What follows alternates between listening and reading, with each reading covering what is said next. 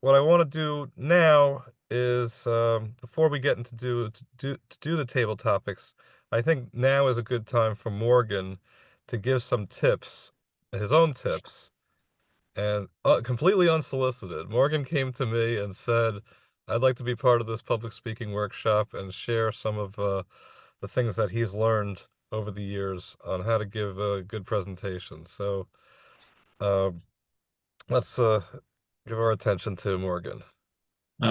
Thank you, Ken. Yeah, I am always happy to help out. I know Ken does a lot for this group, and a lot of it is focused on giving back and or paying it forward to the community. And uh, it's a great community. Everyone I've met is so nice and always willing to help. So I am hoping to pay that back myself. As Ken mentioned, I am an attorney. I've been practicing for about 14, almost 15 years. I am not one that goes into the courtroom. I am a corporate attorney that does a lot of work kind of adjacent to this field. I do like privacy advising and breach response, things of that nature, and a lot of contracts too. But I do a lot of presentations internally. I do a lot of panels. I speak on these areas of the law quite a bit at continuous education events. So, and I pitch to clients as well, or potential clients. So, I do speak. I do address different topics. Usually it's in the 20 to 30 minute range, though sometimes I'll get 60, 90, even 2 hours once or twice, which is not easy. Um, I think the biggest thing is, well, one, a lot of people here mention confidence. They want more confidence. Start off your speaking engagements or any public speaking that you do in a topic of which you are knowledgeable and you feel that you are confident to perform and work in.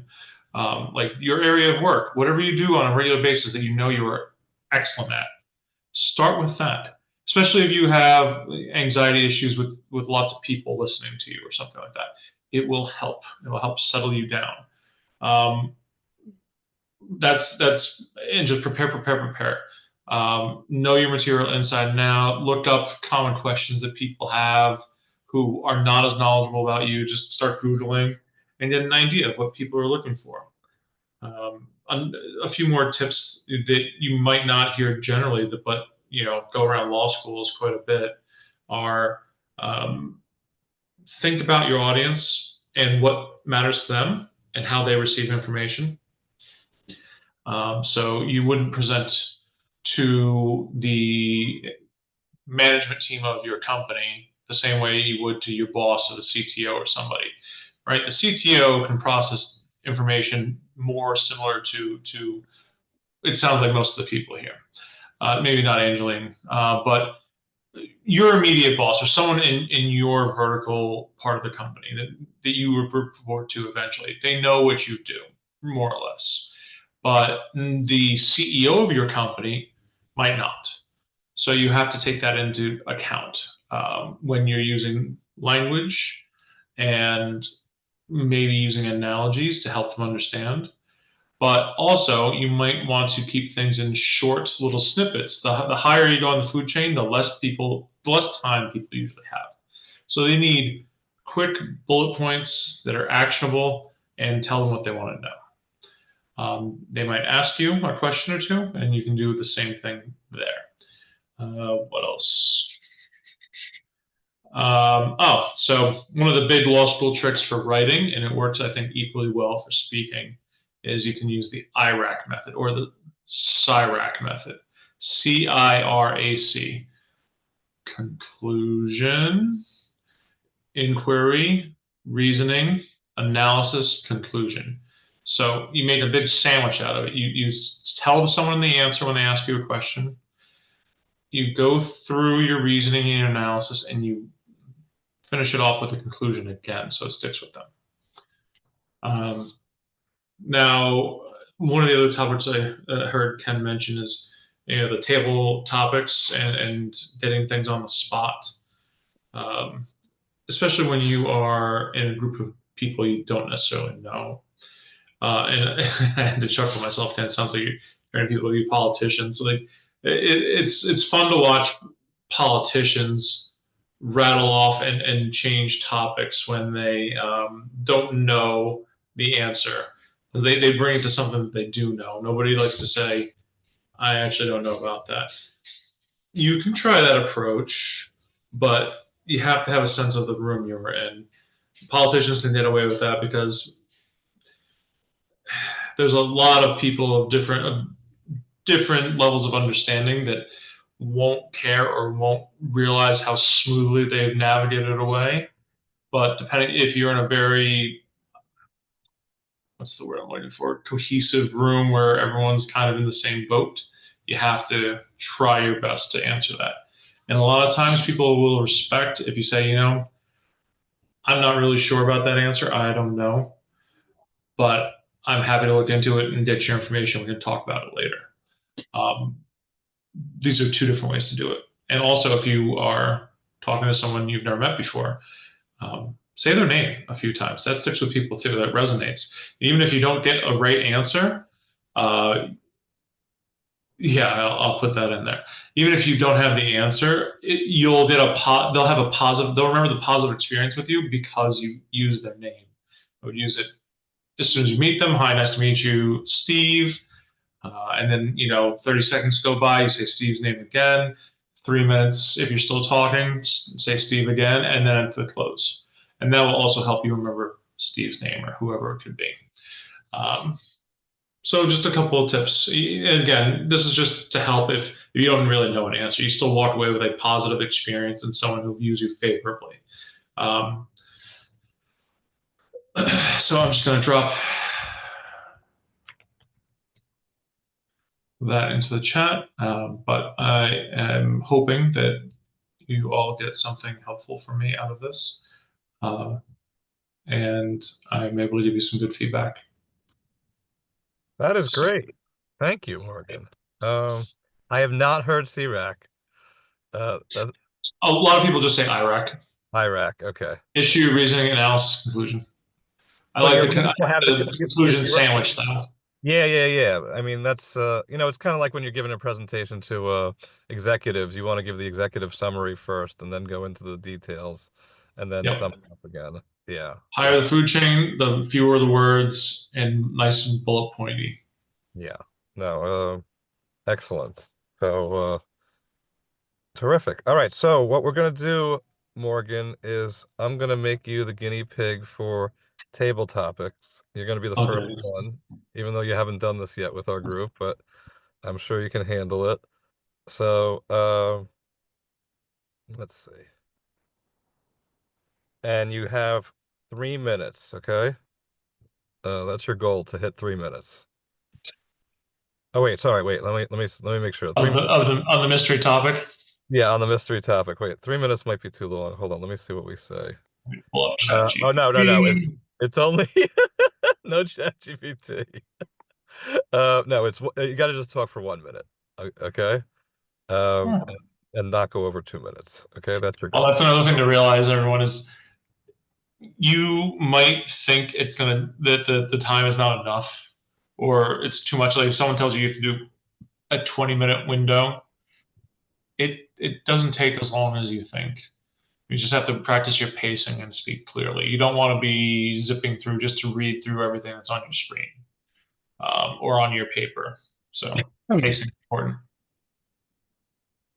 All right. So I'm gonna give you a question. Here we go. Here.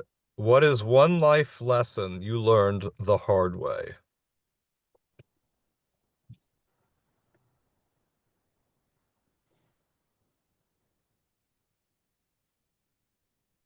Hmm. Well, so, what is one life lesson I learned the hard way? That is, I'm trying to, I had to think for a second, but it would have to be not getting enough practical experience. I think in my engineering days.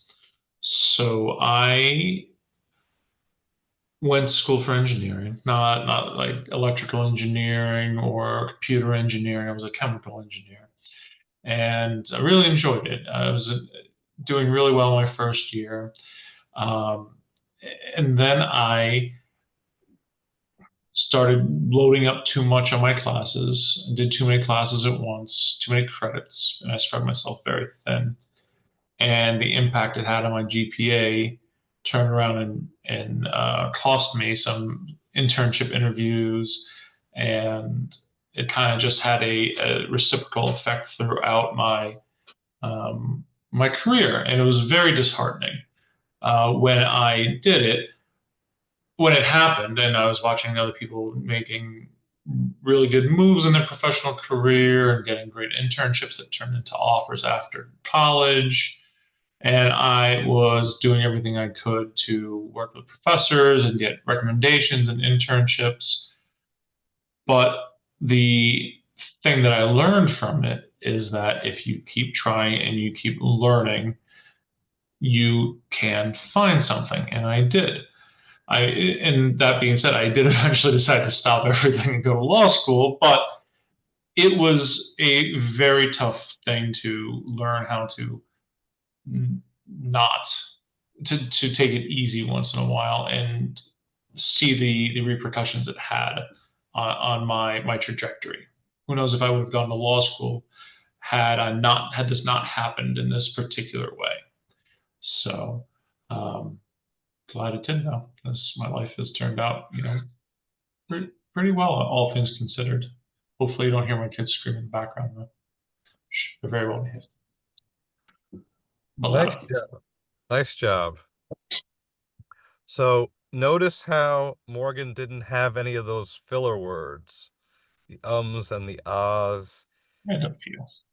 I didn't catch too many. Very I good. was kicking myself every time. I did it like two or three times and kicked myself every time. But It's hard. It's hard. yeah, it is.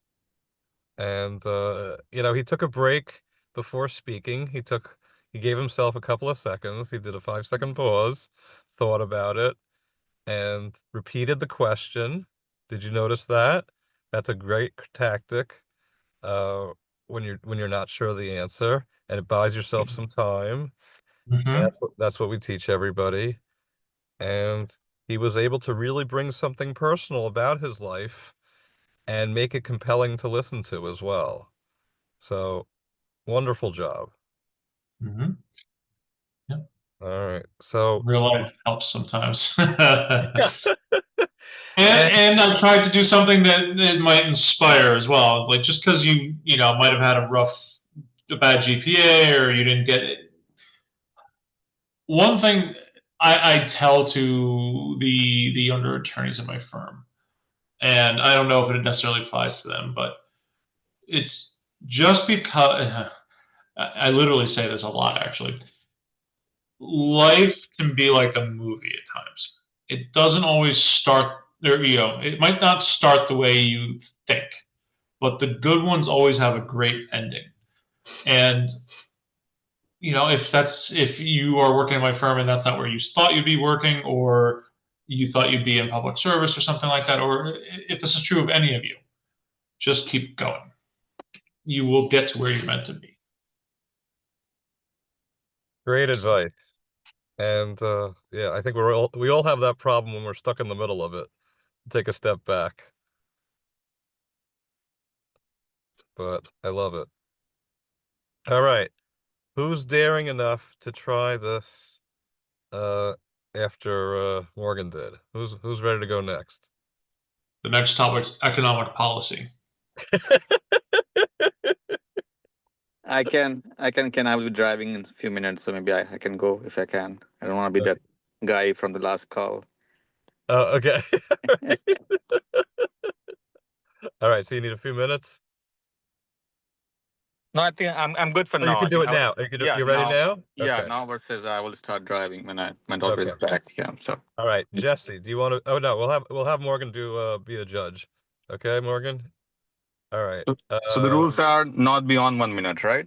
I saw red on No, no, your no, no, no, 2 minutes. 2 minutes. 2 minutes. Okay, okay, sure. Okay. If you had to pick a new career entirely different from what you do now, what would it be? Okay, if you have to pick a career entirely different than what you do today, what would it be? Okay, I will pick teaching. Uh, I feel like I'm a cybersecurity guy today. Um, Technically, I would say I'm a nerd, or I'm not nerd. Maybe I am, but I like that whole teaching aspect of cybersecurity and the whole giving back. Even like seeing like this whole community here, hearing Morgan. So I think I'm gonna pick teaching where I can still maybe do what I do, not in that actual job perspective, but the purpose, the why of it, trying to have an impact, um, and doing something which can even make you feel fulfilled. So that would be my pick on the teaching side. It's only one option, I believe, right? I can't Just get one another. option. Okay, so teaching would be my pick if I can. All right, And you just squeaked in there. All right. Morgan, any tips for him? There were a couple ums. You did a good job giving yourself a beat or two at the beginning and restating the question. I think that you could have maybe gone a bit deeper and said what type of what you would have wanted to teach, what topic. Uh, but it's it's on the fly. It's hard to prepare for all this and understand. Sometimes details do stick out with people and make it more memorable. Um, and would have, I think the only other thing would have been just to close. So, so yeah, definitely to help people, I would like to be a teacher at the end. But it was all very good. This is not criticism. It's just trying to help move you to stronger. And again, it's hard when it's on the fly. We're not all politicians that just get questions fired at them all the time. thank you. I think I love the question you got, Morgan. I just had an answer for that, but yeah, thank you. I do more and I think It not can save the good ones for me. so, but You know why it's a good one? Because you didn't have the pressure to answer it. yeah, maybe yeah. You know what I mean? You had Yeah. while he's talking and thinking, you're like, "Oh, I got an answer for that Yeah. one." Yeah. Yeah. And I bet that's everyone here was thinking exactly about this question of how they would have answered if they had gotten a question, and now they're going to get a question and say, "Oh, I couldn't have gotten the last one because you had an extra 2 minutes to prepare in your head." all right. Who's next? Jesse, you ready? You're on mute. The Still mute button's terrible for public speaking. It does not help. You probably gave some Yesterday at beautiful work too. I was having a manifesto, and conversation with we somebody. I missed was it on mute all. the whole time. All right. All right. Yeah, I'm ready. You ready, Jesse? Okay.